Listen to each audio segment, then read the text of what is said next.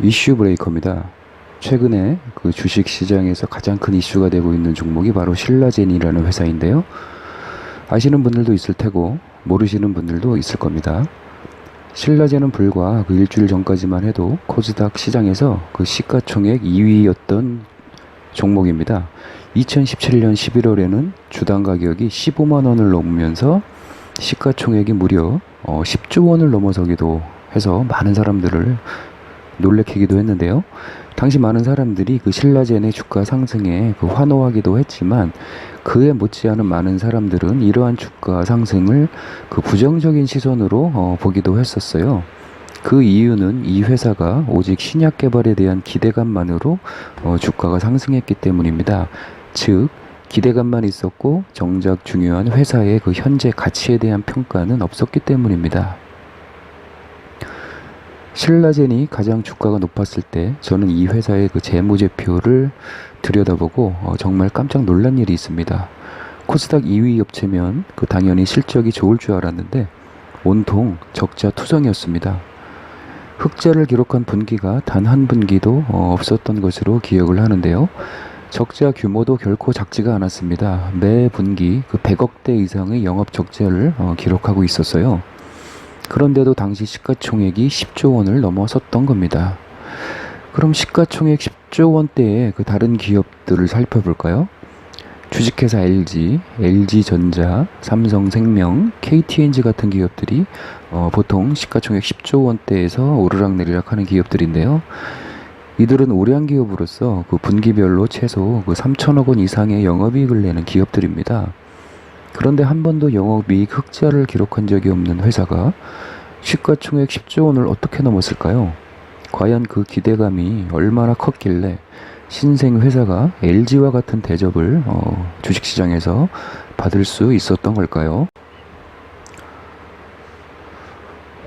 신라젠이라는 회사에 대한 그 기대감은 단 하나입니다. 그 팩사백이란 약품으로 모든 게 대변됩니다. 팩사백은 그 표적 항암 바이러스 치료제로 그 꿈의 신약이라고도 투자자들 사이에서 불리고 있는데요.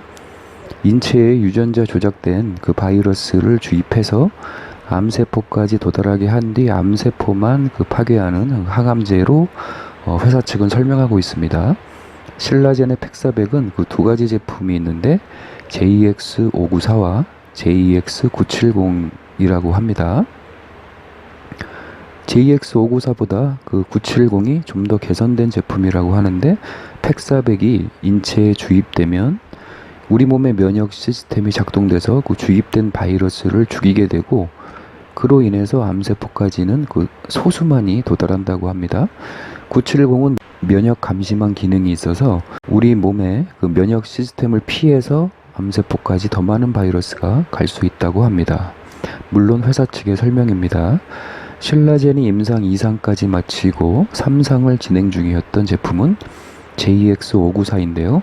지난 8월 1일 신라젠은 미국 DMC, 즉 데이터 모니터링 위원회로부터 가남 글로벌 임상 3상에 대한 그 무용성 평가 결과 미팅에서 임상시험 중단 권고를 받았다고 신라젠이 그 다음 날인 2일 공시했습니다.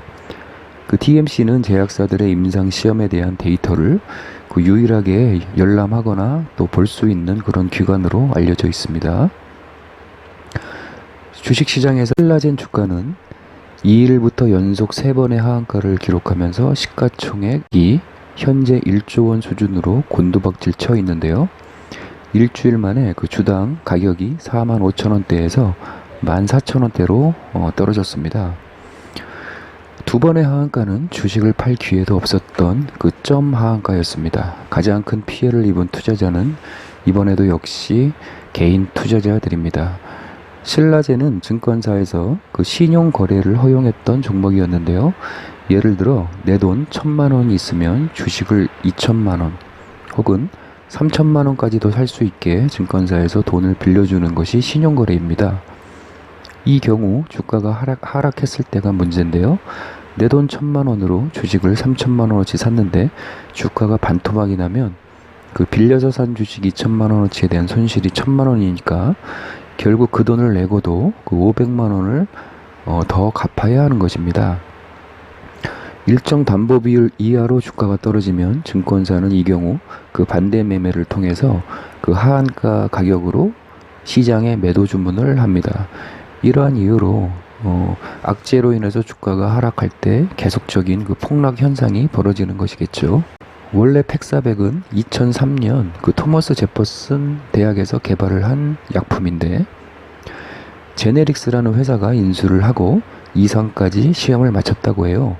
당시 부산대 병원 내 CRO, 즉 위탁 연구기관이었던 신라젠이 제네릭스를 2014년에 인수하면서 그 업계에 파란을 일으키게 됩니다.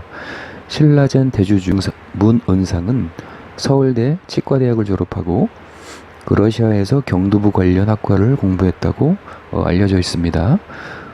국내에 치과를 개원해서 치과 의사로 지내다가 팩사백 관련 논문을 접하면서 그 제네릭스 인수를 하기 위한 그 자금을 모아서 2014년 그 인수를 하고 그 일사천리로 지난 2016년 10월에 코스닥 시장까지 입성을 하게 됩니다.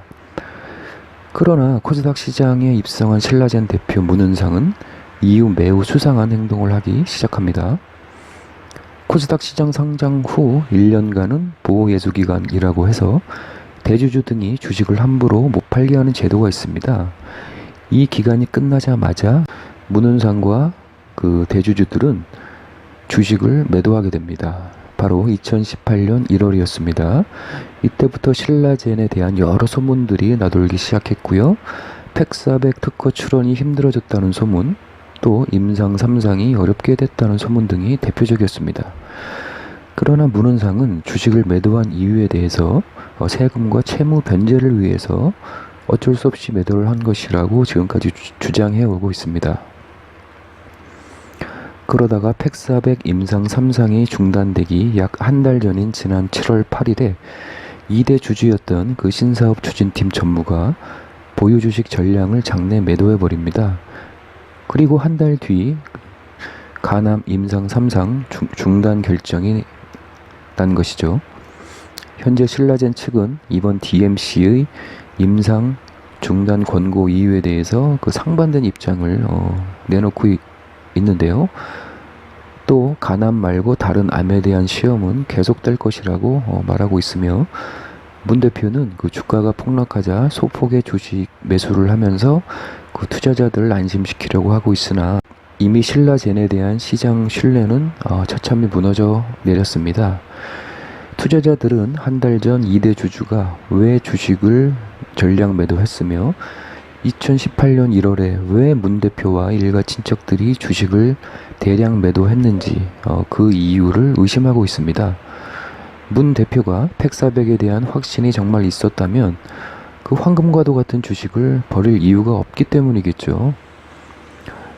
그리고 여기에 오늘 팍스넷 뉴스 보도에 의하면 문은상 대표는 상장하기 전에 자기 돈 한 푼 들이지 않고 대주주에 올랐다는 그 의혹에 대해서 구체적으로 보도를 해서 투자자들을 더 분노케 하고 있습니다. 보도에 따르면 그 신라젠은 문은상과 특수 관계자들에게 350억 원의 BW를 발행했고 이 돈을 문 대표 측은 제3의 회사에서 빌려서 납입을 했고 신라젠은 이 350억 원을 문 대표 측에게서 받은 뒤에 다시 문 대표 측이 돈을 빌려온 그 회사에 또 대여를 해주었다고 하네요. 즉 이 BW를 인수하면서 신주 인수권 행사를 통해서 약 1,000만 주 정도의 주식을 문 대표 측이 취득을 했다고 합니다. 만약 이 보도가 사실이라면 정말 충격적인 일이 되겠네요.